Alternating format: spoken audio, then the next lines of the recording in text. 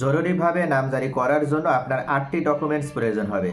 যদি আপনার 8টি ডকুমেন্টস থাকে সেক্ষেত্রে আপনার নামজারি আবেদন বাতিল হবে না এবং বর্তমান এই অন্তর্বর্তীকালীন সরকারের পক্ষ থেকে যে নিয়ম চালু করা হয়েছে এই নিয়মের মাধ্যমে আপনি আপনার জমির নামজারি সরকার নির্ধারিত ফি এর মাধ্যমে আপনি করে নিতে পারবেন।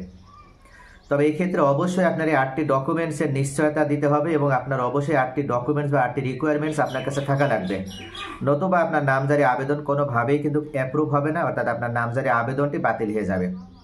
তাহলে আপনার নামজারি আবেদন যদি বাতিল করতে না চান এবং জরুরি ভিত্তিতে আপনার জমি যদি এখনও নামজারি করা না হয়ে থাকে সেক্ষেত্রে অবশ্যই এই 8টি রিকোয়ারমেন্টস নিয়ে আপনার নামজারি আবেদন করতে হবে।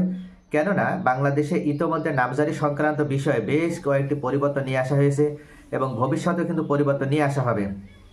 সেখানে নামজারি যে অপশনটি সেটা হয়তো আর রাখা হবে না, যার কারণে এখনও যাদের দলিলের নামজারি করা হয়নি তাদের জমির পরিপূর্ণ মালিকানা লাভ করার জন্য এবং নতুন এই বিডিএস রেকর্ডে নিজের নাম অন্তর্ভুক্ত করার জন্য অবশ্যই আপনাকে এই 8টি ডকুমেন্টসের নিশ্চয়তা দেওয়ার মাধ্যমে বা 8টি রিকোয়ারমেন্টস আপনার কাছে থাকার মাধ্যমে আপনাকে জরুরিভাবে নামজারি করে নিতে হবে।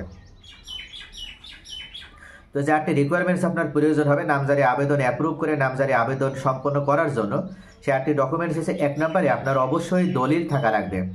আপনি যে দলিল অনুযায়ী নামজারি করবেন সেই দলিলের মূল কপি থাকলে ভালো, আর যদি মূল কপি এখনও আপনার হাতে না এসে পৌঁছায়, এখনও যদি উঠানো না হয় অথবা পূর্বে আপনি উঠিয়েছেন কিন্তু সেই মূল দলিল হারিয়ে গিয়েছে, তাহলে অবশ্যই আপনার দলিলের একটি সার্টিফাইড কপি বা নকল আপনাকে উঠিয়ে নিতে হবে এবং এই দলিলের সার্টিফাইড কপি বা নকল দিয়েও আপনি নামজারির জন্য আবেদন করতে পারবেন।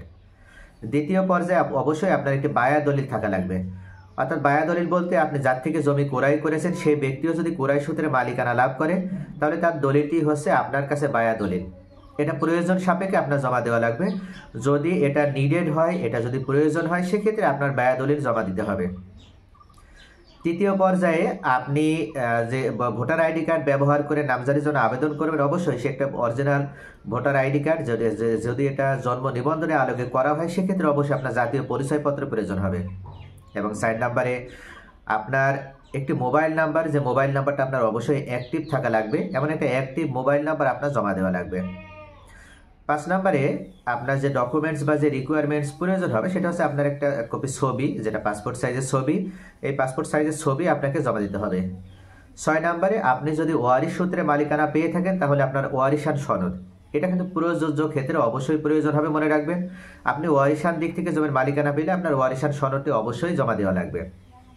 এবং 7 নম্বরে আপনার এলাকায় সর্বশেষ যে রেকর্ডটি হয়েছে সেটা এসএ রেকর্ড হতে পারে, আরএস রেকর্ড, বিআরএস বা বিএস রেকর্ড, আপনি যে রেকর্ডের আলোকে জমিটা ক্রয় করেছেন সেই রেকর্ডীয় খতিয়ান আপনার জমা দেওয়া লাগবে।